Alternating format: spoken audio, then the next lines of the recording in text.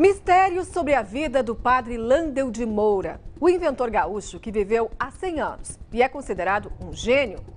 Ele foi um pioneiro na transmissão da voz através do rádio, mas muitos também acreditam que o padre pesquisava e até possuía poderes paranormais. E há quem diga que, mesmo do além, Landel de Moura continua interessado na ciência. Num rádio de ondas curtas, entre as estações, um técnico em eletrônica diz ter captado a manifestação do espírito do padre Landel de Moura. Atento à estação Landel de Moura. Eu disse assim, Landel de Moura está no estúdio, e daí a voz vem ao pé da letra e diz assim, Sacramento, João Pedroso, sim, estou aí. A técnica usada por ele é conhecida como fenômeno de voz eletrônica. Conforme alguns acreditam, espíritos usam instrumentos para manifestar a própria voz, que pode ser gravada, por exemplo, junto com os ruídos do rádio. Para João Pedroso, o espírito do padre continua preocupado em ajudar. Ele diz ter recebido uma mensagem em agosto do ano passado, com uma sugestão para evitar as longas buscas por aviões desaparecidos, como a que aconteceu esta semana na Indonésia. Landel de Moura teria proposto o uso de uma caixa preta virtual, que transmita as informações da aeronave imediatamente, por telefonia via satélite.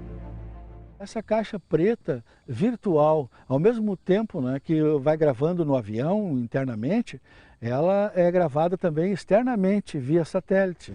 A ideia bem que poderia ser de Roberto Landel de Moura, um padre que viveu entre os séculos 19 e 20 e que atuou em São Paulo e no Rio Grande do Sul.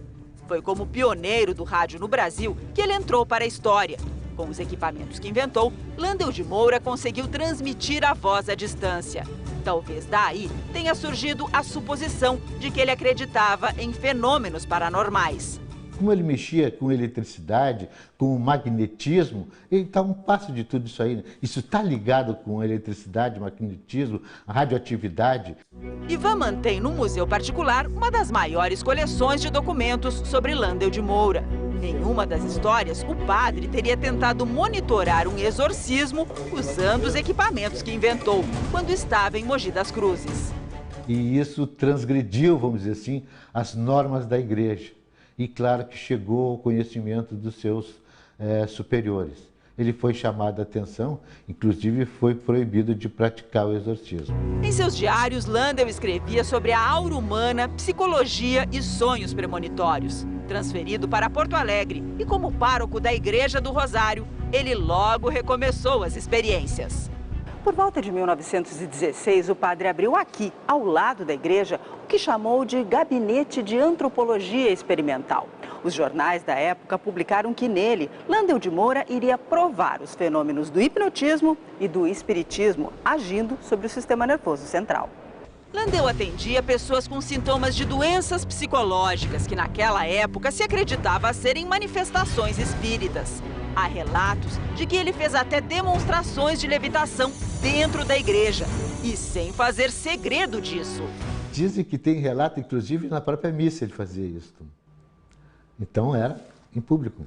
O padre chegou até a estabelecer uma recompensa, um conto de réis para quem provasse que os espíritos eram capazes de produzir fenômenos. A ideia não agradou muito o vigário-geral da época e, novamente, Landel de Moura foi chamado para dar explicações. Logo em seguida que ele recebeu esse puxão de orelha do Dom Mariano da Rocha, logo em seguida eu acho que ele teve que terminar com o laboratório. Pelo menos não tem nada que tivesse continuado esse serviço ao lado da Igreja do Rosário. Era, na verdade, uma afronta, né?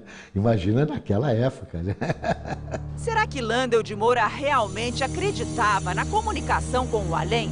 A resposta pode estar guardada no Instituto Histórico e Geográfico em Porto Alegre, em dezenas de manuscritos deixados por ele.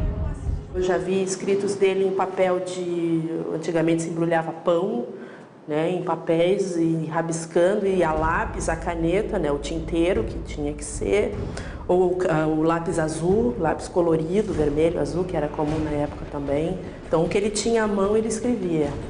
Mas decifrar essas ideias não é tarefa fácil. O padre escrevia misturando latim, português e inglês. Vanessa usa a paleografia, técnica de leitura de manuscritos antigos, para tentar compreender. E já encontrou escritos em que o padre atribui o espiritismo à intervenção do mal. Diz aqui, depois da vinda de Jesus Cristo, o diabo, a revelação diabólica, as más intenções ficaram mais patentes. E o espiritismo, portanto, ele dá como exemplo de uma delas. Teria a curiosidade científica levado o padre a querer explicar a paranormalidade? Será que ele pretendia comprovar fenômenos ou desmascarar o que considerava charlatanismo? Transcrever os documentos deixados por Landel de Moura pode trazer essas e muitas outras revelações.